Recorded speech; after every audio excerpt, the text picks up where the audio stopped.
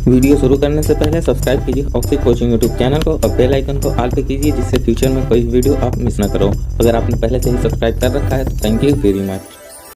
Hi guys, मैं संतोष कुमार प्रयागराज से आप सभी का स्वागत करता हूं ऑक्सी कोचिंग के एक नई क्लास में, जिसमें हम प्रश्नावली 1.5 के क्वेश्चन को सॉल्व करने वाले हैं। तो ध्यान में रखते हैं समय को, शुरू करते हैं वीडियो को। आज वैसे थोड़ा चेंज हो गया।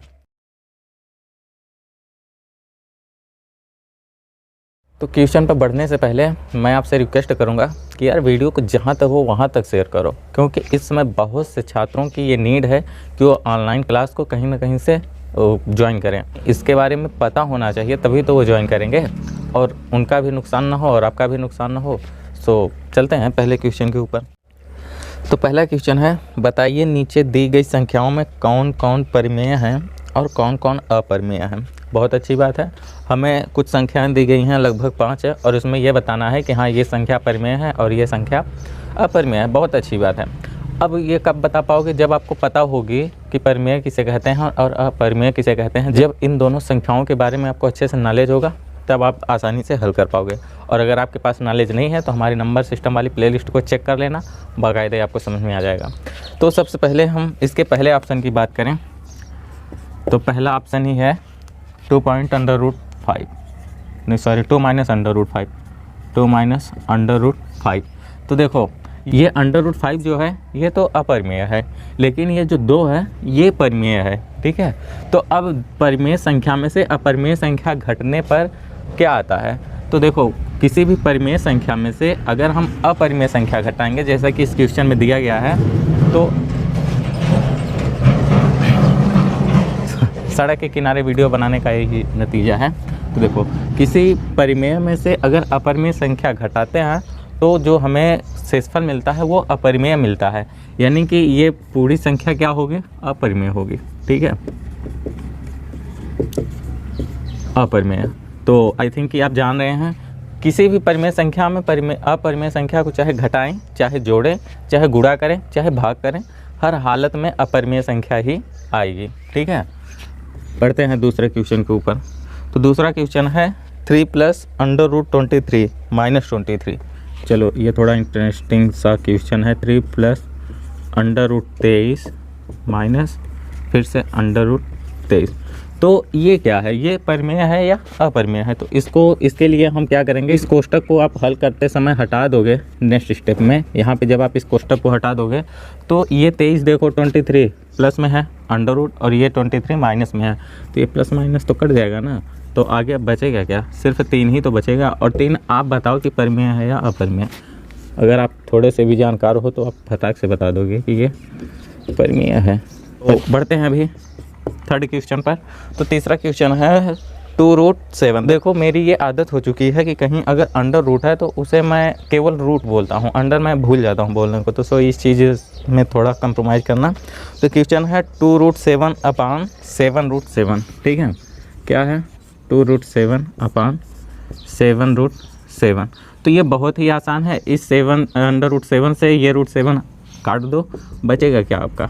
2/7 ही तो बचेगा, और p/q के रूप में है संख्या, मतलब कि क्या है? परिमेय है। अगर आपको परिमेय और अपरिमेय के बारे में डिटेल में जानकारी लेनी है तो नंबर सिस्टम वाली आप प्लेलिस्ट जरूर चेक कर लेना। ठीक है, ये दूसरी बार हमने आपको बता दिया। तो बढ़ते हैं नेक्स्ट क्वेश्चन पे। तो 1/√2। ठीक है, नेक्स्ट क्वेश्चन है 1/√2। तो देखो ये एक जो है ये तो परिमेय है और ये अंडर रूट 2 जो है ये अपरिमेय है। अब किसी भी परिमेय संख्या में जब हम अपरिमेय संख्या से भाग देते हैं तो जो हमें भागफल प्राप्त होता है वो भी अपरिमेय ही प्राप्त होता है। ठीक है, अब बढ़ते हैं नेक्स्ट क्वेश्चन पे जो कि लास्ट है 2π। तो लास्ट क्वेश्चन इधर ही बता दे क्या? हाँ चलो, पांचवा क्वेश्चन में कुछ नहीं है, बस 2π है। तो कुछ बच्चों को कन्फ्यूजन होगा कि ये पाई परिमेय है या अपरिमेय है। तो देखो पाई जो है वो अपरिमेय है। ठीक है, अब ये अपरिमेय क्यों है इसके बारे में हम किसी वीडियो में डिटेल में बात करेंगे कि ये पाई अपरिमेय क्यों है। सो इतना आप जान लो कि पाई अपरिमेय है। ठीक, अब अपरिमेय संख्या में परिमेय संख्या का जब मल्टीप्लाई करेंगे तो ये भी अपरिमेय ही तो होगा, मल्टीप्लाई करेंगे तो।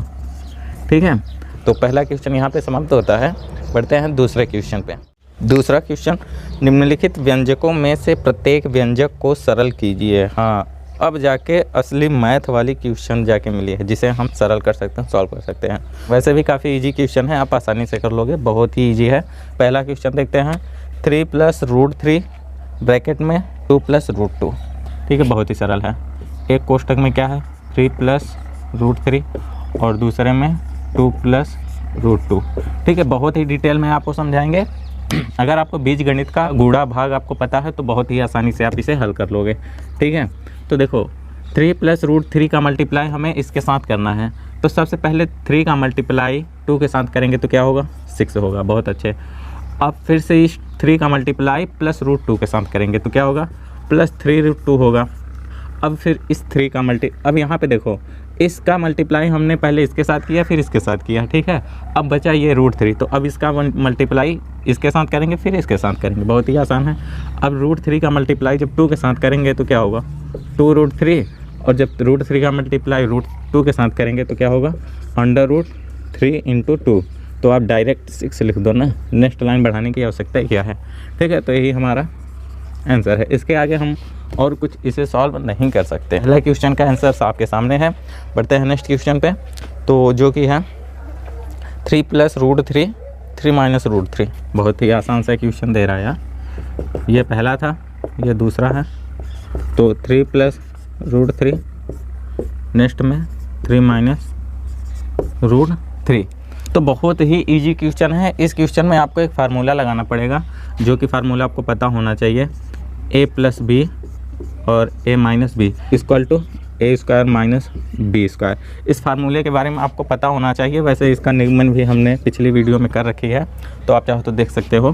ठीक है, तो इसी फार्मूले का इस्तेमाल हम यहाँ पे करेंगे। इसे a मानते हैं, इसे b मानते हैं, इसे a मानते हैं, इसे b मानते हैं।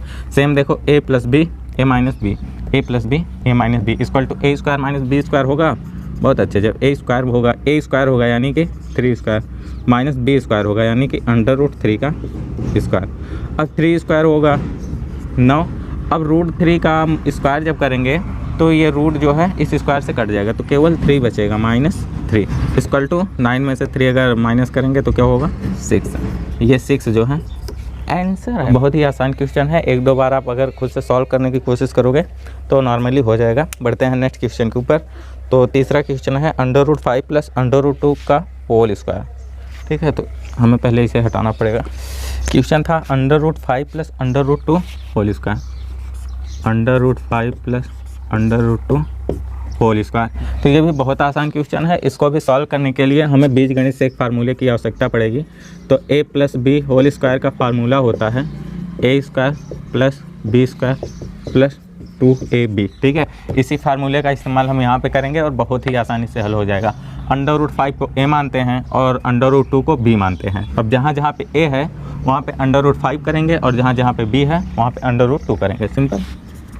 अब नॉर्मली हल करो तो क्या होगा a² यानी कि √5 का स्क्वायर प्लस b² यानी कि √2 का होल स्क्वायर प्लस 2ab यानी कि 2 का मल्टीप्लाई 2ab यानी कि 2 का मल्टीप्लाई √5 के साथ होगा और फिर से √2 के साथ होगा। ठीक है, अब नेक्स्ट लाइन में क्या होगा कि अब इस स्क्वायर से ये रूट कट जाएगा।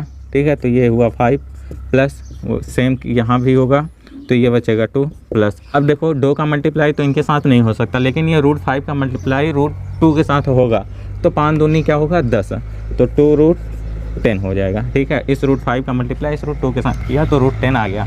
ये दो जो कहते हो आ गया। ठीक है, तो अब हम ठीक है, तो अब 5 और 2 क्या होगा 7 प्लस 2√10। नेक्स्ट लाइन में आपका आंसर। तो ये क्वेश्चन भी यहाँ पे समाप्त होता है। ये वैसे क्वेश्चन कौन सा था, तीसरा क्वेश्चन था, दूसरे में तीसरा क्वेश्चन। ठीक है, तो अगर आपको रियली में क्वेश्चन समझ में आ रहे हैं, मेरे बताने का तरीका अगर आपको अच्छा लग रहा है तो वीडियो को लाइक करके यार शेयर ज़रूर करना। शेयर वाली बात देखो मैं आपको बार बार याद दिलाऊंगा। ठीक, तो बढ़ते हैं नेक्स्ट क्वेश्चन पे। √5 - √2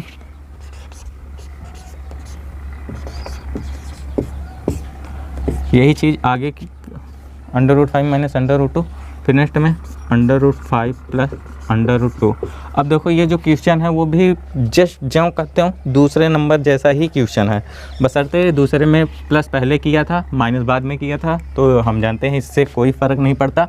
वही वाला फार्मूला आपको होगा a - b A plus B, वही वाला फार्मूला हम लगाएंगे तो क्या होगा A square minus B square. ठीक है, समझदार हो गए यार। ए स्क्वायर यानी कि √5 का स्क्वायर माइनस बी स्क्वायर यानी कि √2 का स्क्वायर। ठीक है, अब आगे क्या होगा, अब आगे क्या होगा, 2 से ये √5 कटेगा। आप चाहो तो इस तरह से काट सकते हो, आप चाहो तो ना भी काटो, केवल 5 लिख दो और माइनस इसे ना काट के 2 लिख दो, कोई फ़र्क नहीं पड़ने वाला, आपका एक भी अंक नहीं कटेगा।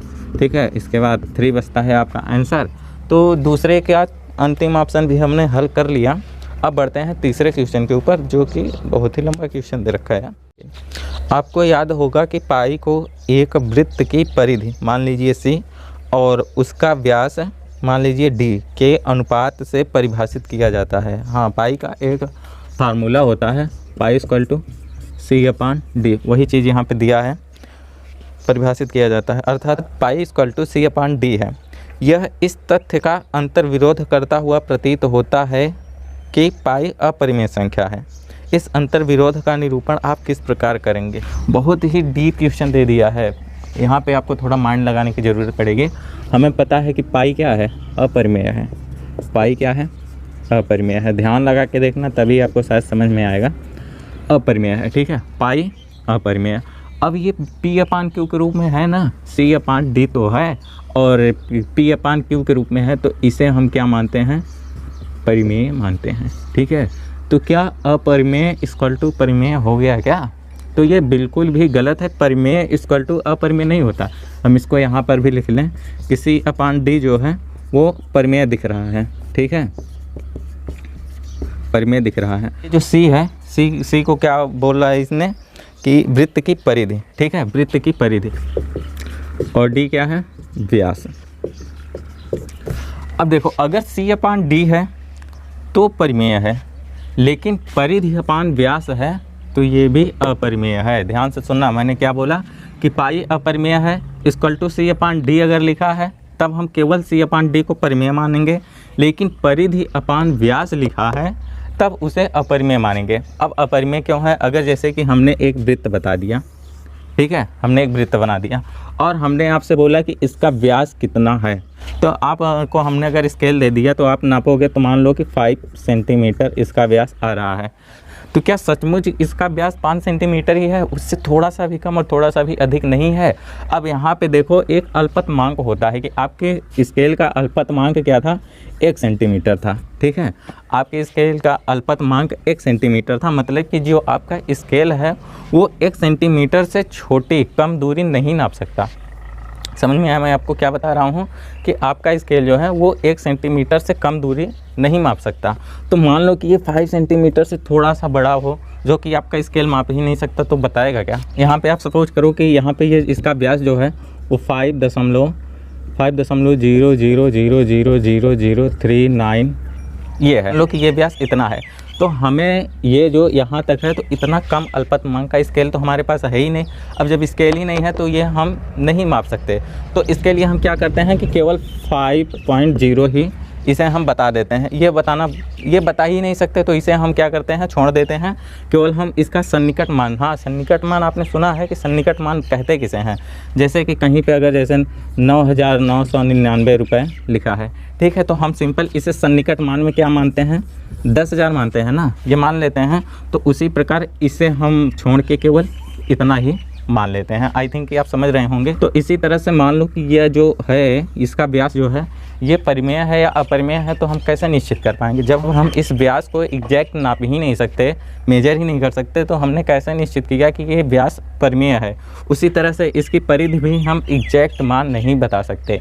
तो परिधि भी हमें नहीं पता कि एग्जैक्ट मान क्या है, तो हम कैसे कह सकते हैं कि हमारी ये परिधि भी परिमेय है? हो सकता है कि ये दोनों अपरिमेय है, और रियल में ऐसा ही है कि ये दोनों अपरिमेय होते हैं, परिमेय नहीं होते। इसीलिए पाई को हम अपरिमेय बोलते हैं और जहाँ C/D है उसे परिमेय बोलते हैं। यही विरोधाभास इसमें दिया गया है, जो मैंने बताने की कोशिश की। शायद थोड़ा लंबा समय लगा, लेकिन आपको शायद समझ में आया होगा। और अगर समझ में नहीं आया है तो हम किसी वीडियो में हम पाई के बारे में अच्छे से बात करेंगे कि पाई आखिर क्या है, क्यों परिमेय है, क्यों अपरिमेय नहीं है, तो अच्छे से बात करेंगे। वैसे पाई का एक मान और होता है 22/7। ये तो डायरेक्ट परिमेय दिख रही है ना। अब हम जानते हैं कि पाई अपरिमेय है, लेकिन पाई का मान 22/7, ये परिमेय है, तो परिमेय इक्वल टू अपरिमेय कैसे होगा, तो इसके बारे में हम किसी वीडियो में डिटेल में बात करेंगे। तो ये वीडियो ज़्यादा लंबी ना हो, इसीलिए बढ़ते हैं नेक्स्ट क्वेश्चन के ऊपर।